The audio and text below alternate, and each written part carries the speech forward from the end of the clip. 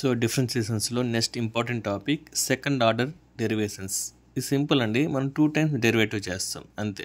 ఓకేనా, చాలా easy topic. మనకు 5 మార్క్స్ ఆర్ 8 మార్క్స్ అయితే అడుగుతారు అనమాట. 5 మార్క్స్ వచ్చి C23 రెగ్యులేషన్ వాళ్ళకి, 8 మార్క్స్ వచ్చి C20 వాళ్ళకి. So find d2y/dx² if y is equal to అనేసి మనకు ఈక్వేషన్ ఇచ్చేస్తారు.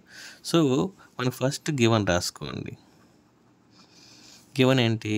y is equal to 2x⁵, 3x⁴, 8x⁴, 5x² - 3.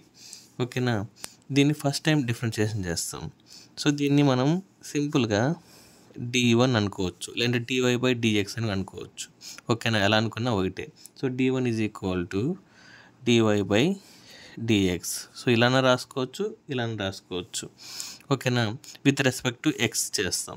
So ఇక్కడ 2 ఉంది కాబట్టి కాన్స్టెంట్ పక్కన పెట్టేసి d/dx ఆఫ్ x⁵, మళ్ళీ ఇక్కడ 3 పక్కన పెట్టేసి d/dx of x⁴ minus 8 into d/dx of x⁴, మళ్ళీ ప్లస్ 5 పక్కన పెడితే d/dx ఆఫ్ x⁴2 మైనస్ ఈ 3 పక్కన పెట్టద్దండి, ఇలా రాసేయండి, ఎందుకంటే కాన్స్టెంట్ వాల్యూ 0 కాబట్టి. ఓకేనా, ఇప్పుడు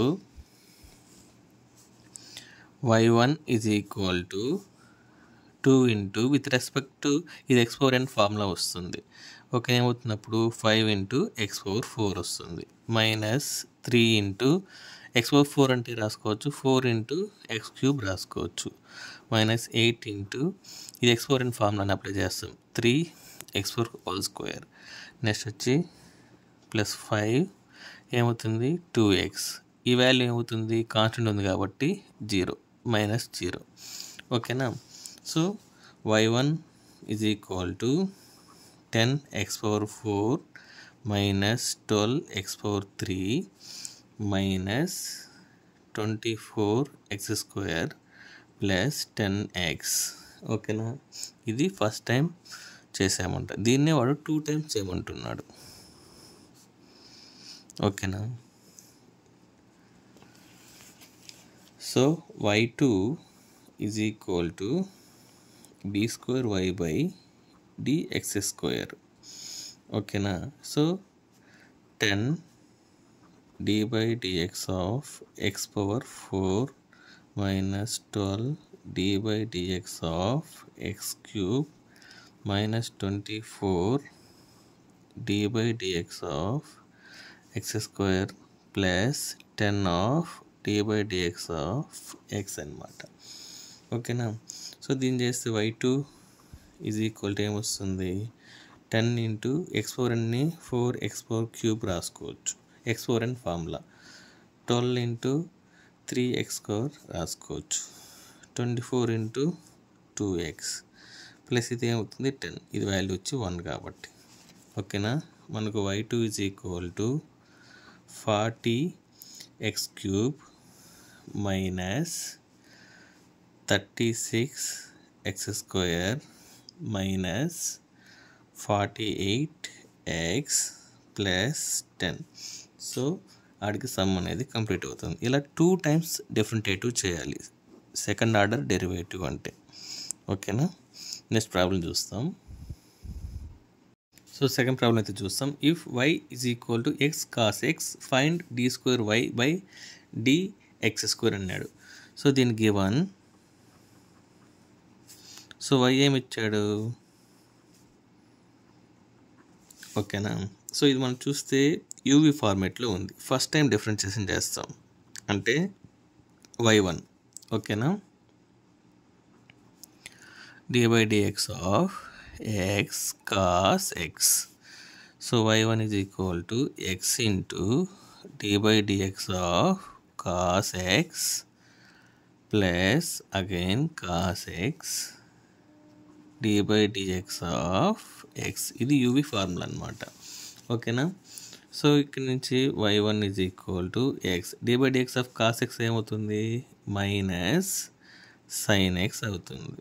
ఓకేనా, plus cos x d/dx of x ఏమవుతుంది, 1 అవుతుంది.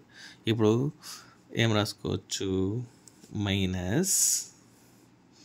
Minus x sine X plus cos X. దీన్ని ఎలా రాసుకోవచ్చు, y1 ఈక్వల్ ఫస్ట్ ఇక్కడ పాజిటివ్ టర్మ్ని రాసుకోండి, మైనస్ టర్మ్ని అటు సైడ్ రాసేయండి సరిపోతుంది, ఎక్స్ సైన్ ఎక్స్. సో ఇది ఫస్ట్ టైం డిఫరెన్షియేట్ అయితే చేస్తాం. అగైన్ సెకండ్ టైం చేయాలి. సో y2 అనేది మనం నెక్స్ట్ ఫైండ్ అవుట్ చేయాలి. y2ని ఎలా అనుకుంటాం మనం, దీన్ని d2y/dx² రాసుకోవచ్చా, అంటే d/dx of cos x minus x sine X. So దీన్ని d/dx of cos x minus d/dx of x sin x.